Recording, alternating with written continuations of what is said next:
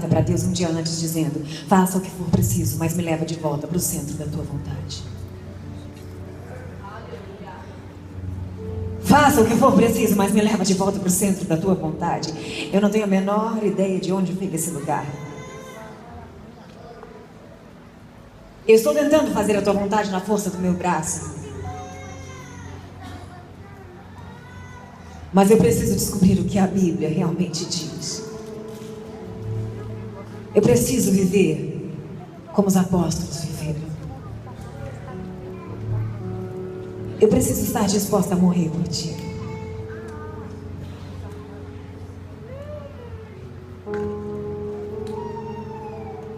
Se não for assim, não vale a pena. Se não for assim, não vale a pena. Se não for assim, não vale a pena. No dia seguinte, eu fui para a maternidade achando que estava em trabalho de parto. E, na verdade, meu intestino já tinha se rompido e tinha vazado fezes por toda a minha cavidade abdominal. Eu estava vomitando um líquido preto com placas de sangue. Resolveram tirar o bebê para tentar descobrir o que estava acontecendo comigo. Mas na sala, no caminho da sala de cirurgia, eu broncoaspirei aquele vômito e as fezes foram para os meus pulmões. Isso já é o suficiente para levar uma pessoa a óbito. Quando tiraram o bebê do meu abdômen, por um milagre ele estava vivo, ileso.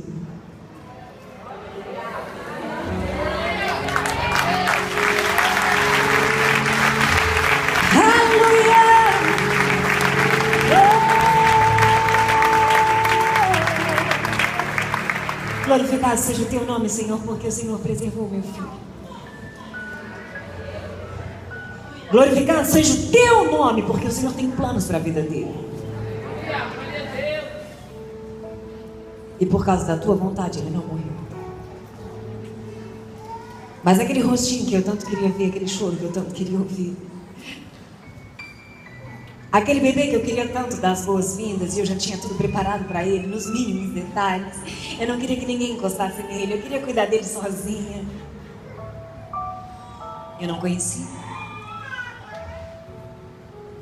Porque um dia antes eu disse: faça o que for preciso. E eu creio que quando eu disse faça o que for preciso, certamente não seria do meu jeito.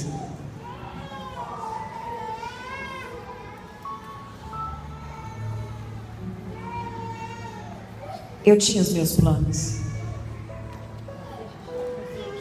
Eu tive que abrir mão deles. Eles foram arrancados de mim.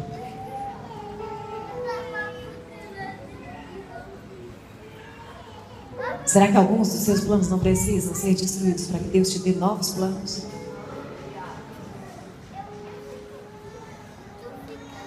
Nós fazemos questão de estar sempre no controle de tudo.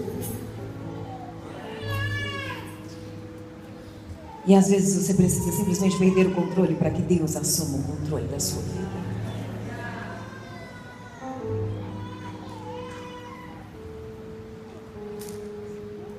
Eu voltei para o quarto do hospital e entrei em choque. Os médicos me levaram para a sala de cirurgia de novo. Abriram meu abdômen inteiro e descobriram que o intestino já estava quase todo necrosado. Jogaram boa parte do intestino fora. Reconstruíram as alças intestinais. Mas já tinha fezes por toda a cavidade abdominal. Foi para a corrente sanguínea. Isso gerou uma sepse, uma infecção generalizada gravíssima. Já não tinha mais possibilidade nenhuma de me salvar. E então ele usou 10 litros de soro, lavando toda a cavidade abdominal. E eu imagino que aquele médico começou a pensar: como eu vou dizer à família que esse bebê vai para casa, mas a mãe não sai daqui? O anestesista falou: fecha ela do jeito que está, porque ela já está praticamente sem sinais. Não vai dar para limpar tudo. E ele costurou aquele abdômen todo infectado. E foi dizer para a família: a Bianca teve uma septicemia gravíssima, uma infecção generalizada, de último grau. Nós não podemos garantir que ela vai sobreviver. Nós damos 48 horas. A minha mãe começou a gritar pelos corredores do hospital. Ninguém podia acreditar naquilo que aquele médico tinha dito. Como? Alguém que servia a Deus há 15 anos tinha sido curada de uma esterilidade, uma endometriose crônica. Estava gerando um milagre. De repente, sem conhecer o próprio filho, morre. Eu imagino que todos disseram: Senhor, se o Senhor estivesse aqui, isso não teria acontecido.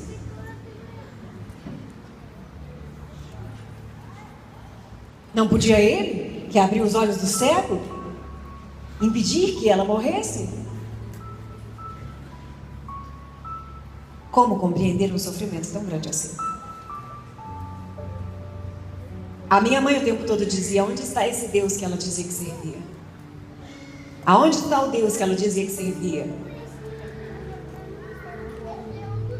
Eu estava no hospital com a tecnologia cirúrgica mais moderna do Rio de Janeiro. Mais de 3 milhões de reais foram usados no meu tratamento.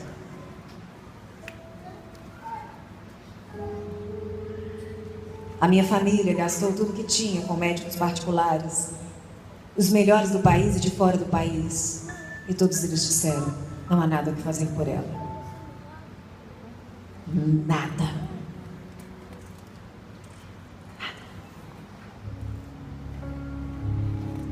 Passaram-se 48 horas, mas eu não morri. Ninguém entendeu o porquê eu não morri. E o médico disse: ela venceu as 48 horas, mas o sistema cardiovascular faliu. O coração bate agora através de noradrenalina.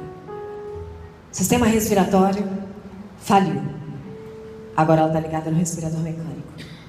O sistema digestivo faliu. Agora ela tem alimentação parenteral com acessos profundos, através de veias profundas, porque o intestino não funciona mais. Ela teve falência hepática, falência renal, está na hemodiálise 24 horas. Nenhum órgão funciona mais. Ela teve falência múltipla de órgãos.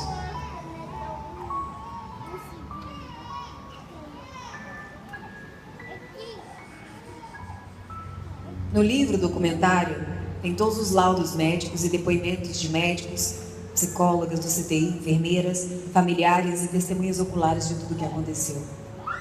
Graças a Deus eu consegui reunir todos os exames que comprovam aquilo que eu estou compartilhando aqui. E na verdade, comprovam uma gravidade, um nível de gravidade muito superior, que eu não tenho termos médicos o suficiente para compartilhar com você. Isso significa que é muito pior do que o que eu estou dizendo.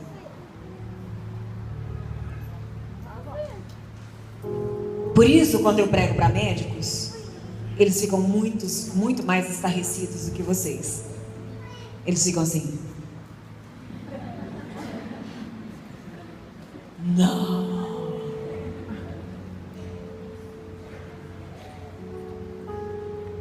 Eu já tive a oportunidade de ver alguns médicos chorando como criança e querendo tocar nas minhas cicatrizes para ver se eu sou de verdade. Porque a ciência não explica o fato de eu estar aqui falando com vocês hoje.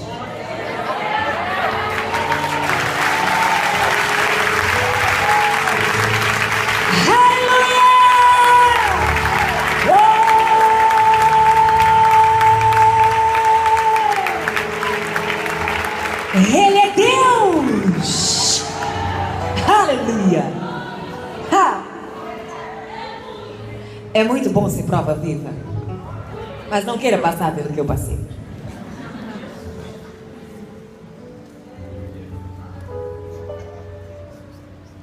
Uma corrente de oração começou a ser feita pela internet e um relógio de 24 horas de oração foi montado.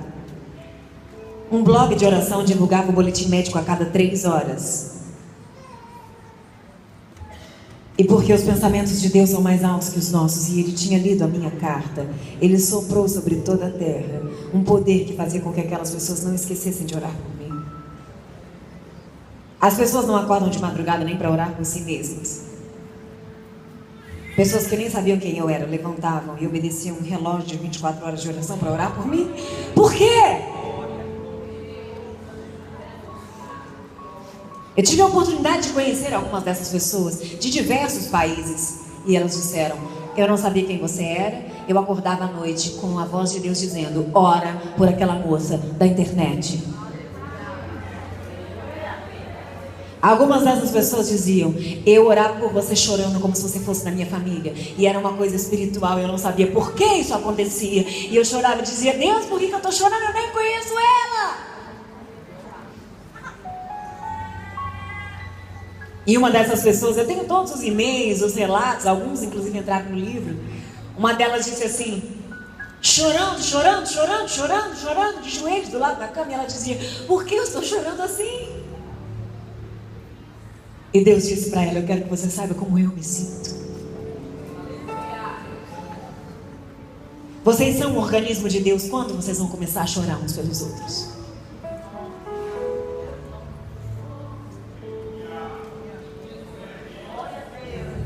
Finalmente, diversas religiões, diversas denominações se reuniram em todo o planeta para orar por uma pessoa, em uma só causa, ignorando todas as suas divergências. Sabe o que acontece quando o corpo de Cristo se une? Mortos ressuscitam.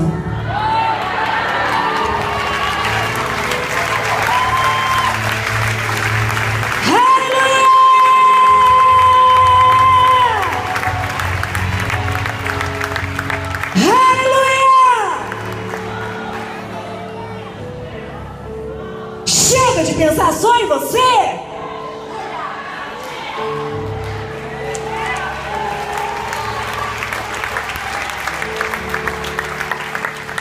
E os relatos dos intercessores eram assim: eu não conseguia parar de orar por você. E quanto mais eu orava por você, mais a minha vida era transformada.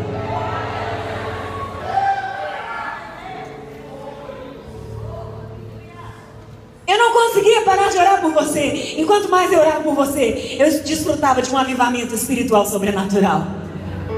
Igrejas inteiras, pastores mandavam e-mails dizendo: nós íamos para o monte para orar pela irmã Bianca, porque Fernanda Brum pediu oração, porque Cris Duran pediu oração, porque fulano pediu oração. Os cantores, os pastores pediam oração porque me conheciam. E as igrejas se reuniam para ir ao monte orar, uma igreja inteira orar por mim. E o pastor dizia: o que tem de tão misterioso nesse caso, que quando nós tocamos no nome dela, na presença de Deus, existe uma glória que desce sobre a igreja.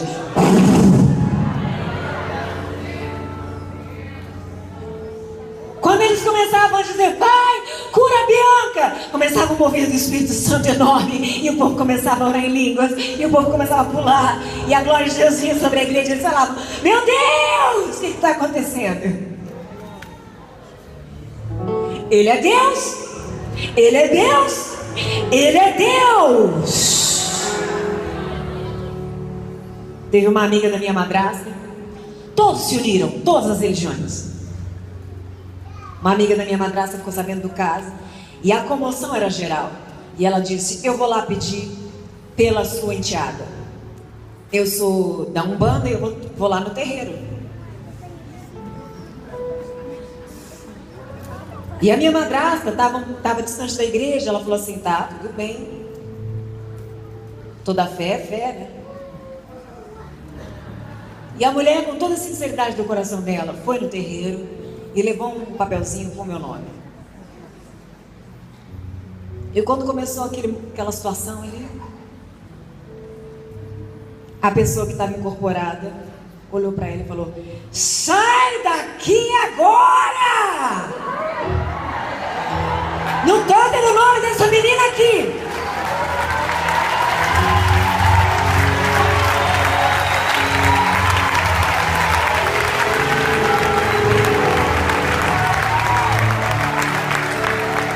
E você sabe o que ele falou? Você quer que ela seja curada? Então vai pedir para Jesus, porque só Ele pode curar ela. Porque quando Deus quer, até o diabo prega.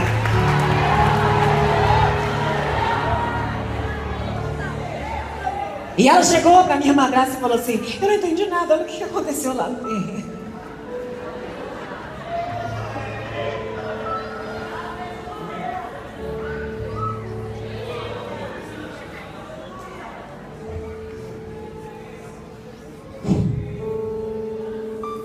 O mundo espiritual é muito mais real do que tudo aquilo que você vê. Você não faz ideia disso. O espírito de morte era repreendido todos os dias dentro daquele CTI. Eu estava na ala de pacientes terminais e ninguém morria enquanto eu estava lá. Você sabe qual é o índice de morte dentro de um CTI? As pessoas não entram no CTI para sair. Ninguém morria. Porque a igreja estava usando da sua autoridade, repreendendo o espírito de morte. Deus fez com que os meus pastores segurassem essa intercessão com tanta força e dissessem: nós não permitimos que ela morra. A Fernanda Brum era minha pastora e ela falava no meu ouvido: clama o sangue de Jesus, clama o sangue de Jesus. Eu não permito, eu não admito, eu te proíbo de morrer.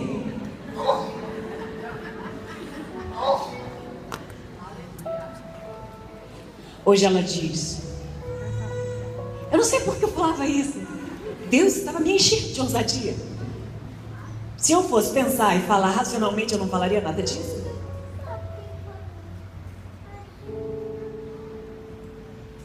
Dois meses de coma com falência múltipla de órgãos, ultrapassando 150 quilos de anasarca. Inchaço. A anasarca é um edema generalizado. Os órgãos param de funcionar e o corpo começa a inchar. Você já foi em algum velório onde você viu a pessoa toda inchada? Eu já estava fisicamente morta, completamente desfigurada. A minha pele foi ficando preta, fui perdendo os cabelos.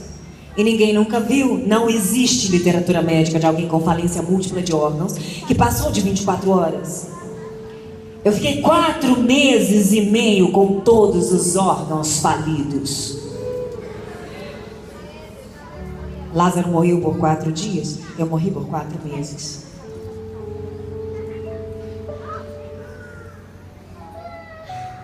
Diversas cirurgias abdominais, tentando fazer lavagem para tirar todas aquelas fezes e não conseguiam.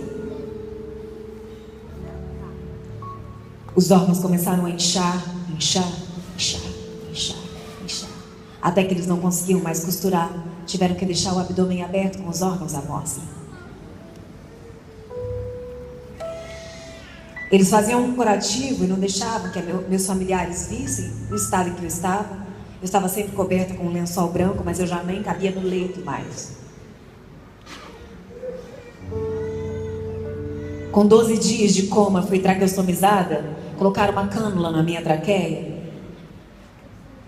E por 4 meses e meio, sem deglutir, sem falar, sem respirar normalmente, apenas sendo injetado oxigênio através do respirador mecânico, eu tive um encurtamento de laringe, uma atrofia severa de prega vocal, fora de possibilidade terapêutica, e nunca mais era para eu falar. Eu tinha uma voz fina, aguda, fiz 2 faculdades de música, pós-graduação em jazz, fui cantora de ópera, eu era uma sopranite, com muitas habilidades, e de repente Deus permitiu que eu perdesse todas as minhas capacidades. E eu fiquei com uma voz chamada voz de monstro, que segundo os médicos é irrecuperável.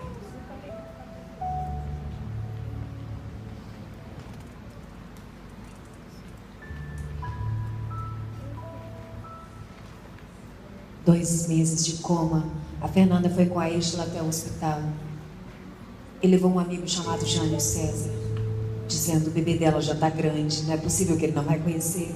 Eu não posso acreditar, Deus vai fazer um milagre, é só um milagre, é só um milagre, é só um milagre.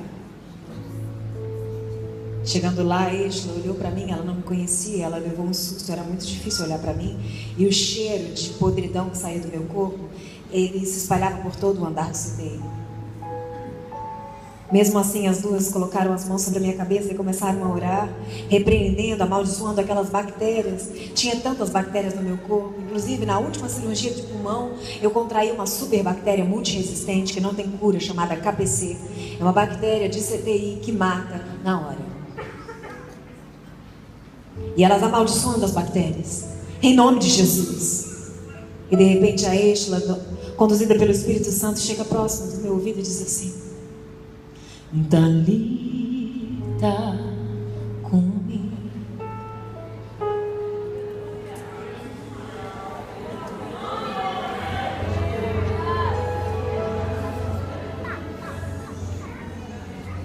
Chorando. Talita cumi. Não existia chance de acordar do coma. Eu estava destruída, apodrecida, já com lesão cerebral. O nível de sepse era tão agudo que já tinha atingido o cérebro. Eles só não entendiam por que eu não liberava aquele leito tão disputado de CTI.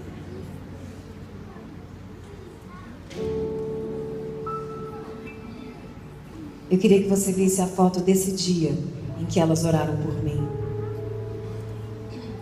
Tem aí?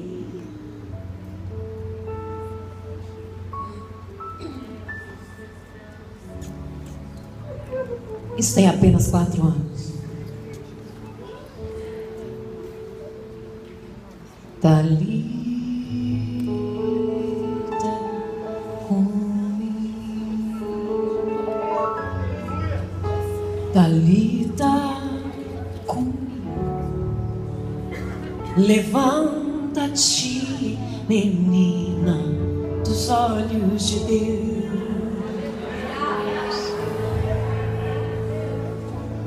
Tua história vai recomeçar.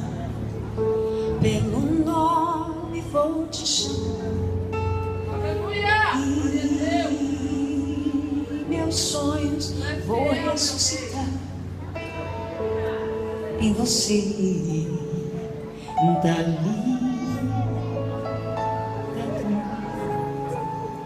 Talita cumi.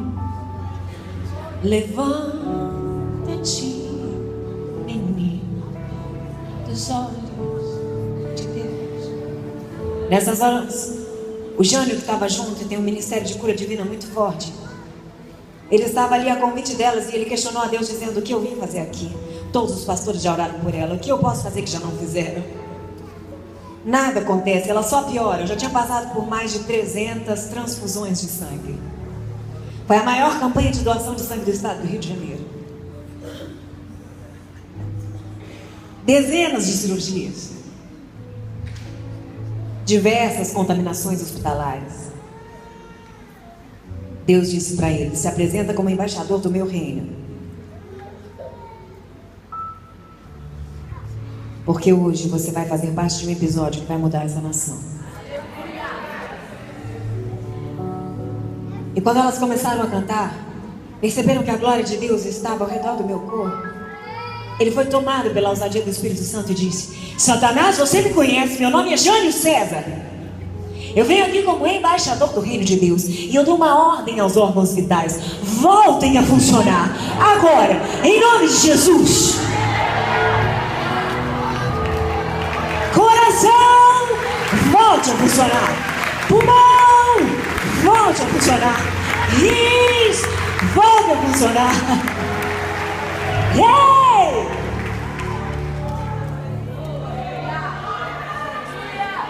Se você não tem estrutura para ver imagens fortes, não veja a próxima foto. Eu quero que você saiba como estava por debaixo desse lençol.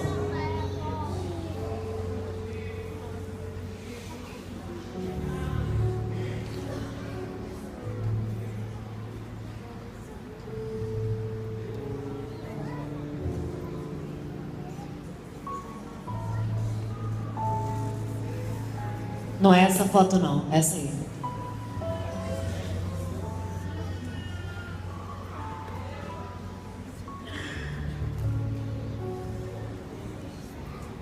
Os meus órgãos estavam todos expostos. E eu não sei se vocês estão vendo o tamanho dos meus braços, do meu abdômen. Dá pra ver o útero, o estômago. 5 drenos abdominais, completamente morta.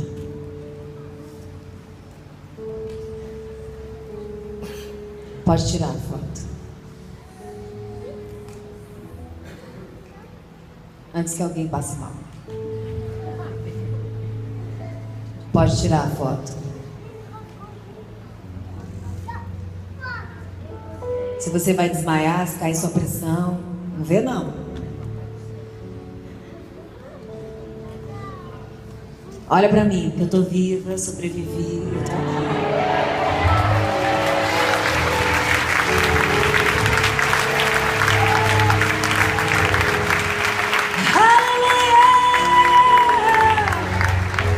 Exaltado seja o teu poderoso nome, Criador dos céus e da terra. Ele é poderoso para dar, tirar e para voltar a dar.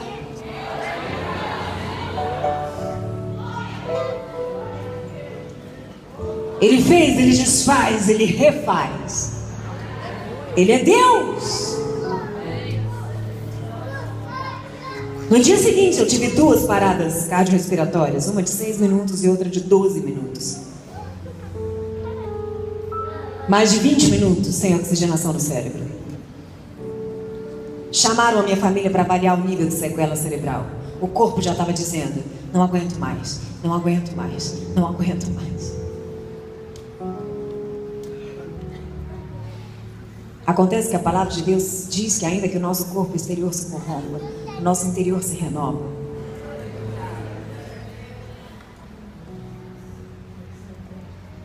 E eu sou a prova viva de que o poder de Deus é maior do que o poder da matéria, o poder da ciência, o poder dos diagnósticos, o poder das bactérias, o poder das falências, o poder das sequelas. Deus é maior!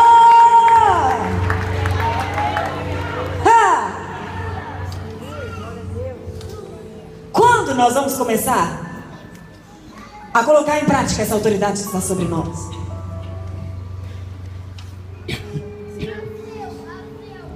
Chega de viver como escravo de sentimentos e vontades. Chega!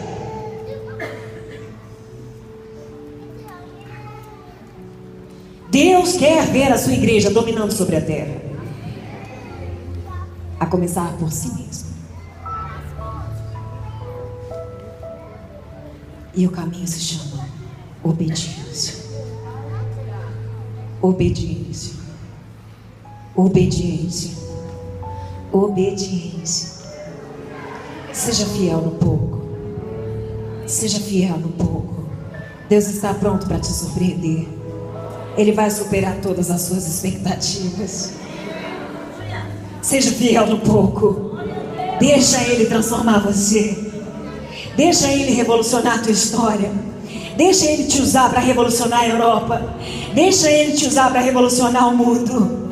Em nome de Jesus. Ele é Deus.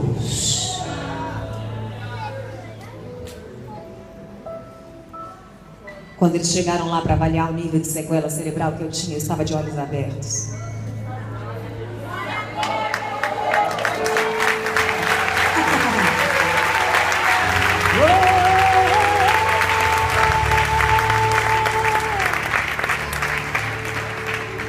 E eu me lembro de absolutamente cada segundo depois dos momentos em que eu abri os olhos.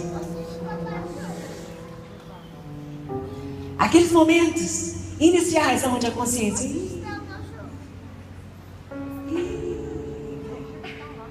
Eu estava completamente aprisionada nesse corpo apodrecido que você viu. Eu só abri as pálpebras. Atrofia de laringe, pescoço paralisado, paralisia facial e corporal, mãos em garra, braços encurtados, pernas encurtadas. Eu não me mexia, tinha um tecido que sustentava meu pescoço. E eu babava muito porque eu estava tracostomizada, ligada no respirador, e eu ficava espumando, espumando, espumando. Eu não tinha a menor ideia de quem eu era, de onde eu estava e do que estava acontecendo. Eu só sabia que eu estava cheia de fios, tubos e máquinas ao meu redor apitando.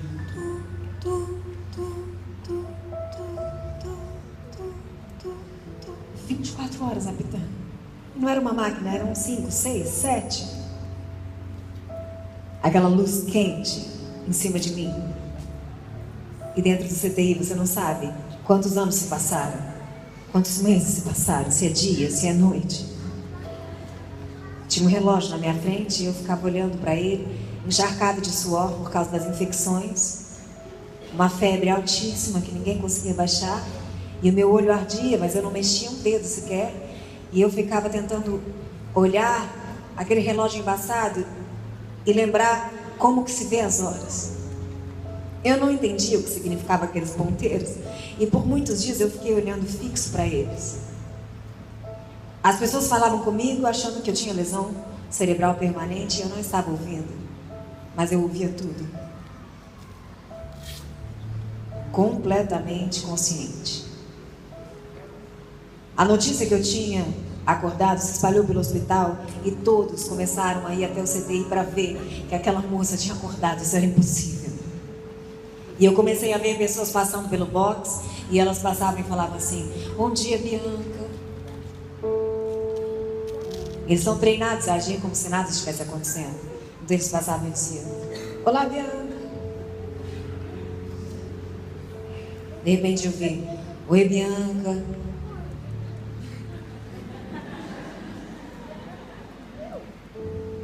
Pela quinta vez que falaram: bom dia, Bianca. Eu pensei assim: Bianca, Bianca, sou eu. Bianca.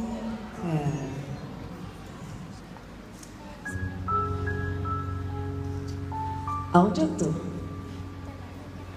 Como essas pessoas me conhecem? O que aconteceu comigo? Por que elas falam e eu não? O que é esse tubo no meu pescoço? Aonde eu tô? De repente chegou a minha mãe no horário da visita e disse assim: filha, aos pouquinhos eu vou te contando o que aconteceu com você. Só quero que você saiba que o José Vitório está bem, ele está em casa. Eu não me lembrava de absolutamente nada, mas quando eu ouvi esse nome, José Vitório, imediatamente me veio na mente a plaquinha que eu tinha feito na porta do quarto dele. E eu pensei: o que aconteceu comigo? E uma lágrima escorreu dos meus olhos. Passaram-se 2 meses e eu estava ainda na mesma posição. O momento que eu mais esperava era o momento do banho. Eu já tinha decorado toda a rotina do CTI. Eu já tinha invertido a noite pelo dia, e esse transtorno faz parte do paciente terminal. E eu passava semanas inteiras com o olho aberto, sem dormir. Então a madrugada inteira eu via que era madrugada, porque eu comecei a lembrar como se via as horas, abaixava a luz do CTI e as enfermeiras sumiam, porque elas iam dormir. Eu estava monitorada por máquinas e eles simplesmente sabiam que se eu morresse, elas iam avisar. A máquina, de alguma maneira, diria que eu tinha morrido e elas viriam recolher o meu corpo. CTI é assim. Sozinho. Então eu ficava olhando aquele relógio, esperando segundo por segundo até das 7 horas da manhã, trocar o turno, eles levantarem a luz. Eu ficava num box fechado com uma cortina. E às 7 horas da manhã trocava o turno e passavam as enfermeiras contando o que tinha acontecido à noite com cada um. E de repente elas começavam a se movimentar com lençóis, pilhas de lençol, toalha, bacia. E eu pensava: chegou a hora do banho. Finalmente vai vir alguém aqui falar comigo. E elas deixavam o meu banho por último. Tinha mais ou menos uns 10 pacientes naquele CTI, ou mais. Só que o meu banho demorava 3 horas. E precisavam 5 enfermeiras para me dar banho. Eu acho que depois de ver essa última foto, você entende por quê. Eu não sabia de nada disso, eu só sabia que de repente elas chegavam e falavam: Bianca, chegou a sua vez. E elas começavam: dreno 1, dreno 2, dreno 3, dreno 4, Puxa, vira. Ah, pega o respirador, cuidado. Segura uma perna, segura a outra. Cada perna desse tamanho. Mas por 3 horas tinha gente pegando em mim, era o que eu queria. Tinham pessoas falando ali do meu lado, era o que eu queria. E às vezes elas não viam e o respirador escapava da minha traqueia. E eu ficava... E eu pensava, elas não estão vendo que o respirador saiu.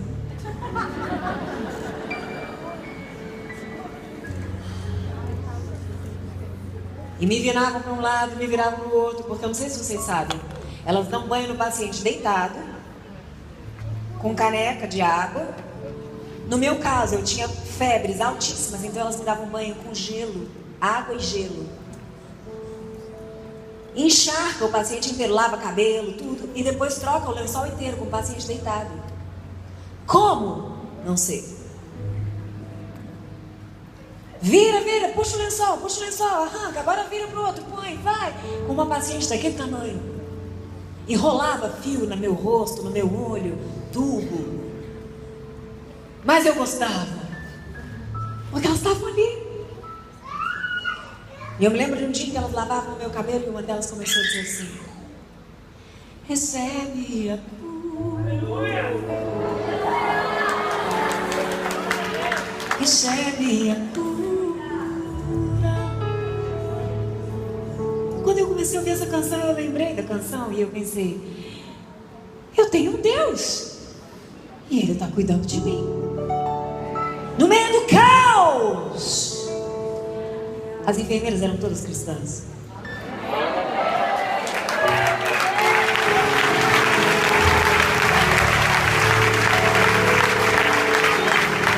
Recebe a cura. O cuidado de Deus era detalhista. Recebe uma nova unção. Recebe a cura, Bianca. Recebe. E na madrugada vinha uma enfermeira e falava assim: Bianca, a gente sabe que você é cantora, mas não liga não, eu posso cantar uma música? Mestre, eu preciso de um milagre. E a enfermeira começava a cantar: restaura minha vida, meu estado. Eu tinha vontade de rir, mas eu tinha paralisia facial. Então eu chorava porque eu queria rir e não conseguia. Aí ela falava assim: a minha avó está no monte orando por você. E trazia um monte de toalhinha de um monte de igreja, pendurava nos respiradores, nos tubos, nas coisas. Tinha toalha de tudo quanto é lugar. Era óleo disso, óleo daquilo. Todas as enfermeiras tinham uma campanha de oração por mim. Louvado seja Deus. E todo dia vinha um homem vestido de azul marinho, negro, e falava assim: posso orar pela senhora? Eu olhava para ele, eu não me mexia, então eu não tinha como responder. Ele entendia que sim, começava a orar: Pai, cura essa mulher. E ele orava ali por 10 minutos, 15 minutos, com uma intensidade que ele às vezes até chorava. Terminava de orar e ele falava assim: até logo. No dia seguinte ele estava lá, no mesmo horário: posso orar pela senhora? Muito tempo depois de eu ser curada, eu voltei pela primeira vez andando naquele hospital e perguntei se esse homem era um anjo ou era uma visão, uma miragem. Tem um homem aqui, negro, baixinho, careca, de uniforme azul marinho? E a recepcionista falou: tem sim, é o Anderson, ele é maqueiro aqui no hospital. Eu falei: chama ele aí. Aí ele chegou e falou assim: pois não? Eu falei: lembra de mim? Ele falou: não, senhora.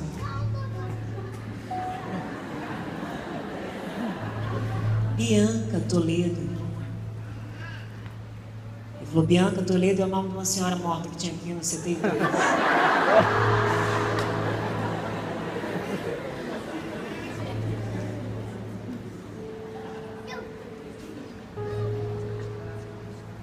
Eu falei: sou eu. Ele falou: não. Ele começou a chorar e disse: eu trabalho aqui, eu sou um homem de Deus e eu nunca fiz isso por ninguém, mas eu vi que tinha uma mulher gritando pelo hospital e o assunto foi para a Copa dos funcionários, e eu ouvi, fiquei curioso para saber o que era. Cheguei lá no CTI e era eu que te levava para a sala de cirurgia todas as vezes, empurrando a sua maca. Eu não sei por que eu fiz isso, mas eu ia falando no seu ouvido: Deus está com você, Deus está com você, Deus está com você, Deus está com você, Deus está com você.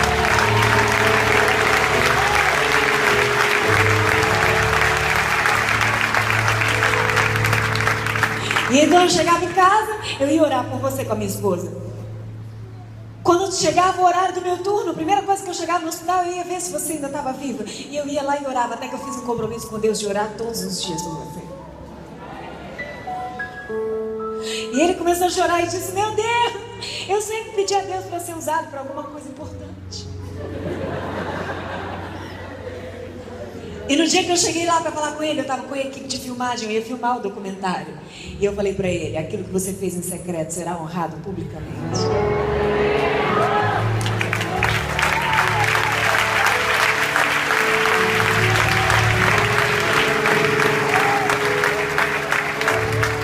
Não tem como dizer que essa história não foi escrita pela mão de Deus.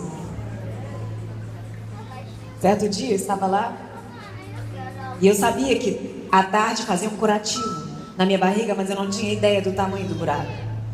Eu não sabia nem o que tinha no meu abdômen. Eu só sabia que todos os dias chegava um médico, tampava o meu rosto para que eu não visse, erguia uma barreira de tecido e começava: suga aqui, suga ali, faz não sei o que, põe remédio, põe não sei o que. Tinha que vir um cirurgião para fazer um curativo de tão sério que era.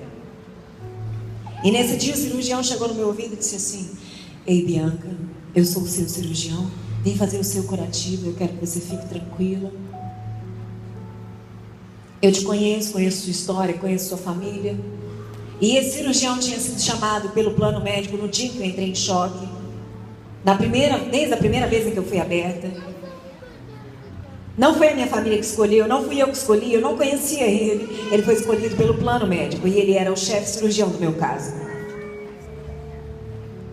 De repente ele chega no meu ouvido e diz assim: eu quero que você saiba de uma coisa. Eu sou o pastor e a minha igreja está orando por você.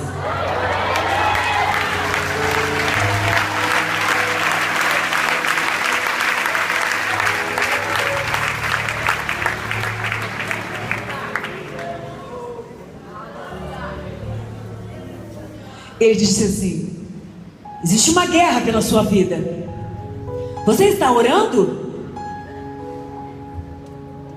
Aquele homem levantava um clamor por mim na sua própria casa toda noite. Quando tinha uma hemorragia, e foram dezenas, ele falava: Deus, me ilumina, onde está essa hemorragia? E o Espírito Santo fazia: aqui. E eram sempre cirurgias seríssimas, e ele saía do centro cirúrgico orando pelo pós-operatório. Deus escolheu um pastor para ser o meu cirurgião. E naquele dia ele saiu sem saber se eu tinha ouvido. E hoje ele fala: Bianca, aquele dia você ouviu, mas eu já tinha falado aquilo para você muitas outras vezes. Todas as vezes que eu chegava eu me apresentava, mas você não estava consciente. Naquele dia você ouviu. E quando ele saiu eu fiquei pensando: como assim? Me pergunta se eu estou orando. Eu não consigo falar, me mexer, eu não sei nem o que está acontecendo, eu não consigo pensar, como eu vou orar? E então eu comecei a dizer no meu pensamento: Espírito Santo, fica comigo. Espírito Santo, fica comigo. Espírito Santo, fica comigo. Espírito Santo, fica comigo. Espírito Santo, fica comigo. Espírito Santo, fica comigo. E por mais meses eu continuei na mesma posição, repetindo na minha mente: Espírito Santo, fica comigo. Com todos os órgãos falidos, espumando, hemodiálise, diversos exames, aquele banho, todo dia. 1 hora de visita familiar por dia, das 3 às 4. Eu não tinha a menor ideia que eu tinha falência múltipla de órgãos. Eu só sabia que eu estava ali, presa dentro do meu corpo, e eu não mexia um dedo sequer. Eu fechava os olhos e eu me imaginava simplesmente sentando na cama, levantando e saindo. E eu não entendia por que eu não podia fazer isso.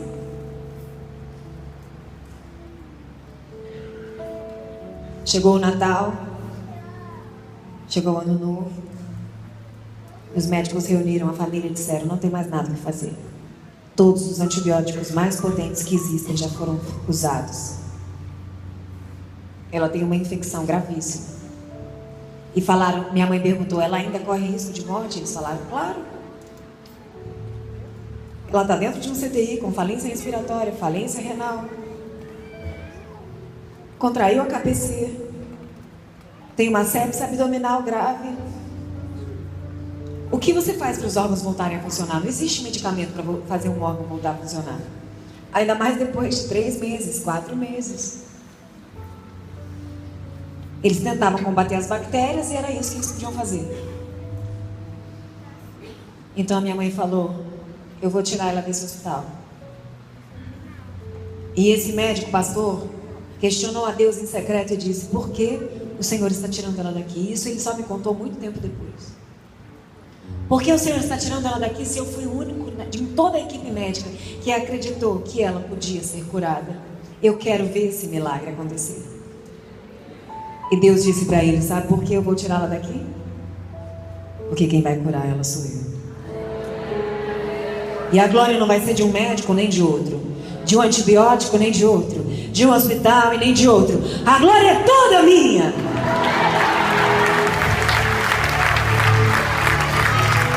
A glória é toda minha. Aleluia! Ele não divide a glória dele com ninguém.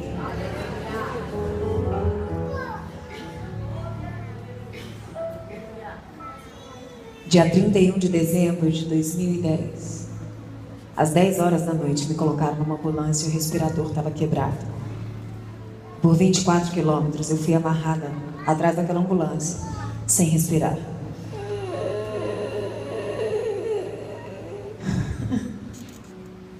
Eu sei o valor do ar que eu respiro.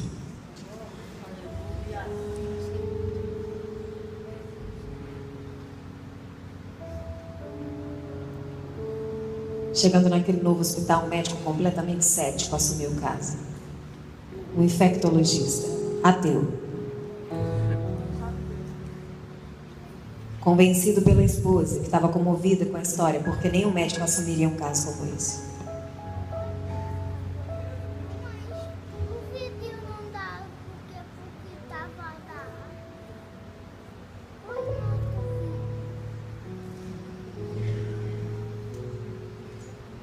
Quando ele avaliou todo o quadro, ele disse, nenhum medicamento funciona mais. Já que nada mais funciona, a melhor coisa é parar com tudo. Tira todos os medicamentos. A essa altura, a campanha de oração já tinha alcançado diversos países. E 24 horas tinham pessoas orando por mim já há 4 meses.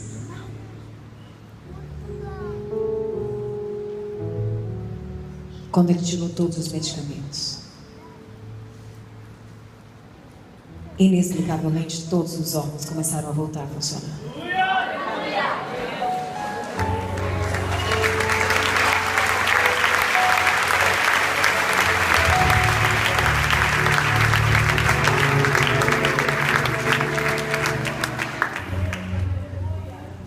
Tem fotos aí?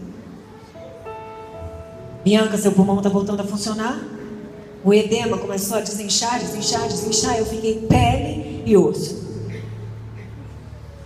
Coloca o dedo nessa cânula, tampa esse buraco e faz algum som. Tiraram o respirador mecânico. Eu coloquei o dedo e fiz assim.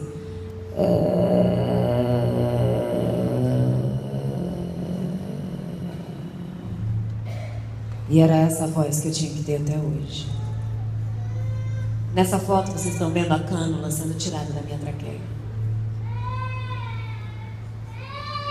Uma voz fora de possibilidade terapêutica. Esse buraco ficou aberto por um bom tempo. E a minha voz era robótica, bem grave e bem fraquinha. Mas eu estava tão feliz com aquele... Falaram que a minha mãe estava entrando no quarto e eu pensei, vou fazer uma surpresa para ela. E quando ela entrou, eu falei assim: oi, mãe. Minha filha, você está falando?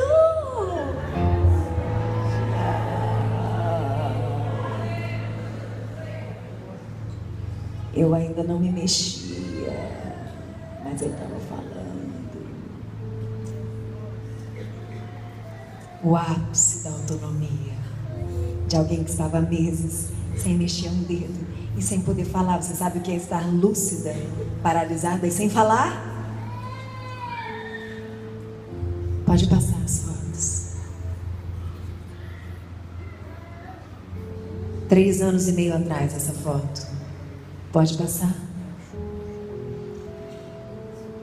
De repente ele chegou até mim e disse: as bactérias foram destruídas.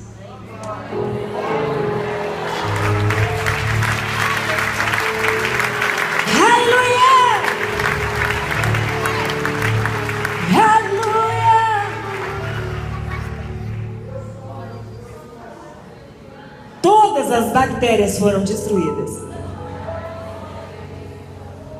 Então esse médico chegou e disse assim: você vai receber alta dia 18 de fevereiro de 2011. Mas olha só,